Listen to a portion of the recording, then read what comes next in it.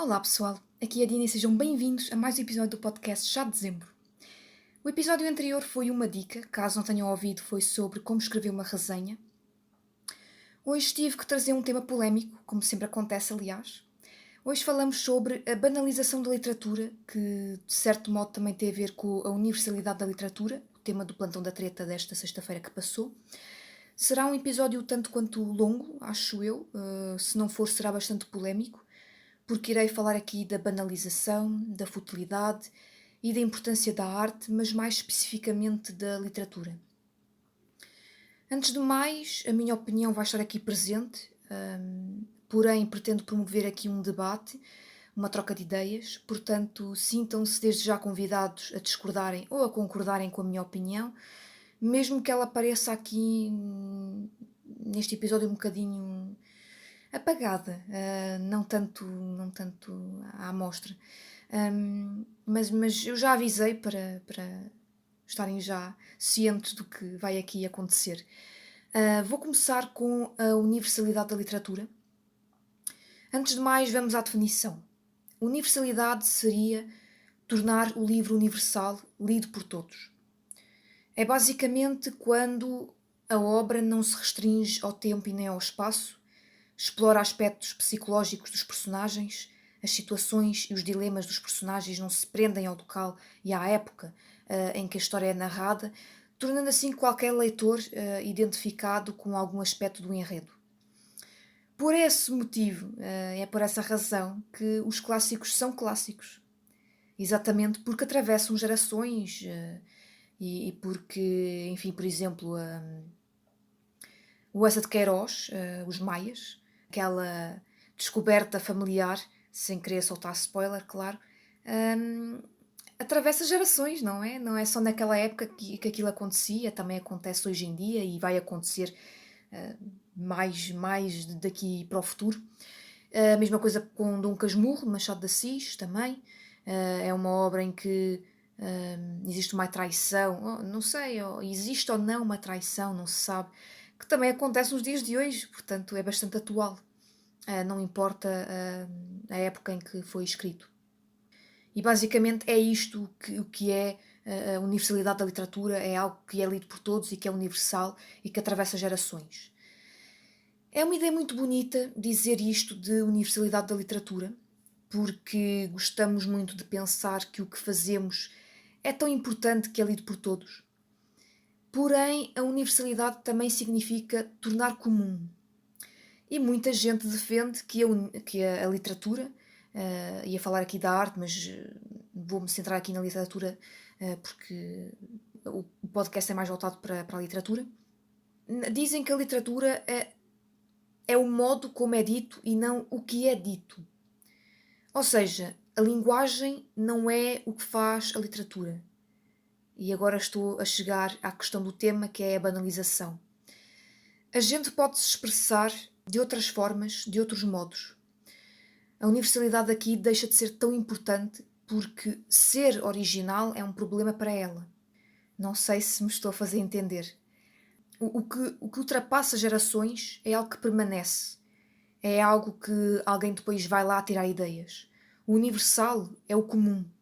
E se a literatura não é evidenciada, não é algo evidente, então a universalidade seria exatamente o quê? Fico com a pergunta retórica porque eu tenho certeza que cada ouvinte terá uma opinião diferente. Eu tenho uma opinião, mas deixo-a comigo, porque eu quero realmente, com este episódio, trocar opiniões entre, entre os ouvintes, entre vocês que estão a ouvir. Por isso é que eu fico por aqui.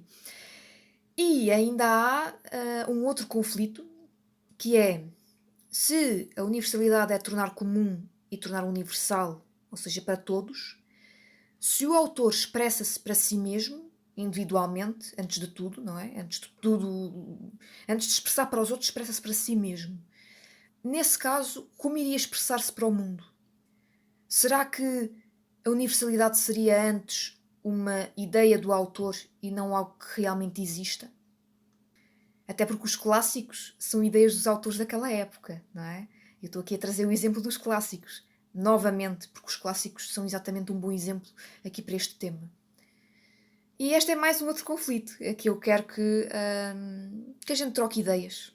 Acho que a minha opinião já surgiu há alguns e outros episódios do Chá de Dezembro ou em Platão da Treta, mas neste aqui eu pretendo ser um pouco mais imparcial, embora deixar aqui a minha opinião um pouco um pouco menos exposta, digamos assim.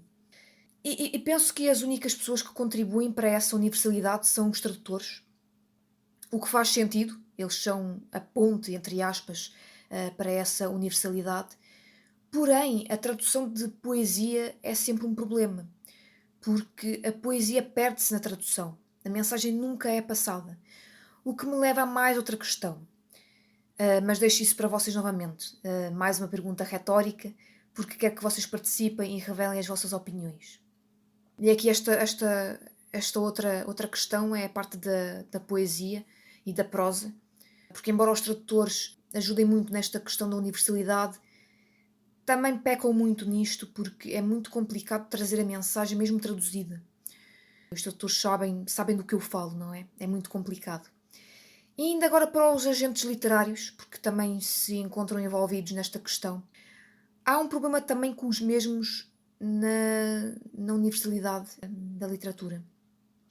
As obras dos autores não podem conter temática do país específico.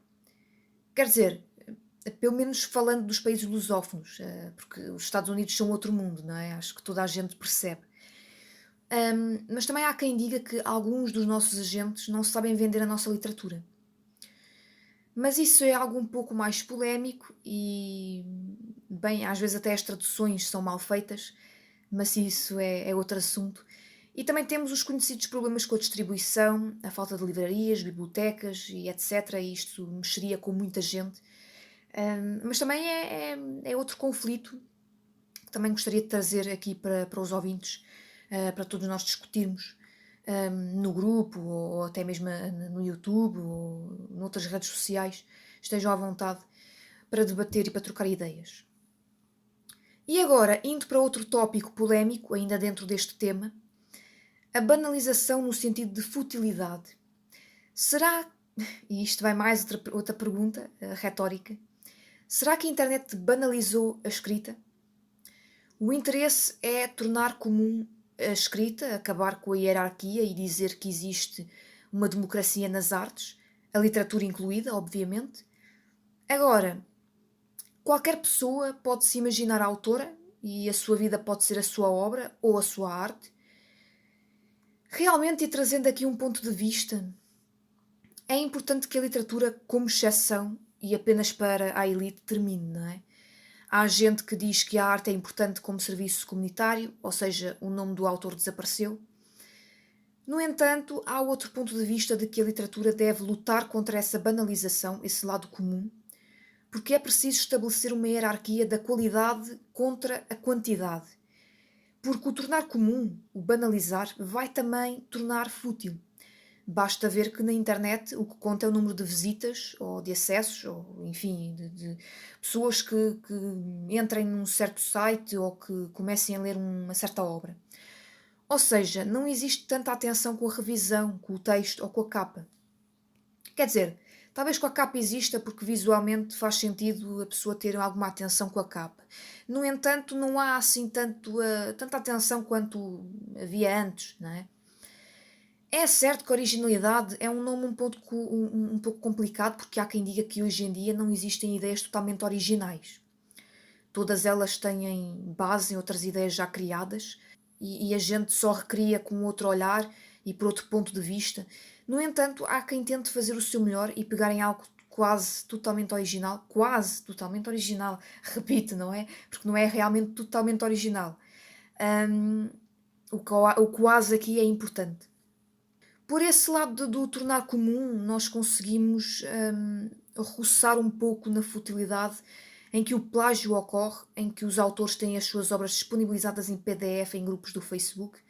Ou seja, do outro lado temos quem acha que o tornar comum levou à futilidade, mesmo que seja a favor da democratização das artes. E é possível que a internet também tenha levado à má literatura porque se torna algo banal, não é?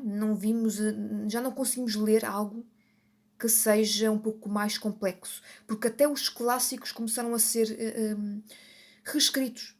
Não sei se já perceberam essa questão, mas também acontece, já está a acontecer os clássicos serem reescritos para que os leitores consigam entender com mais facilidade o que está escrito no interior das obras.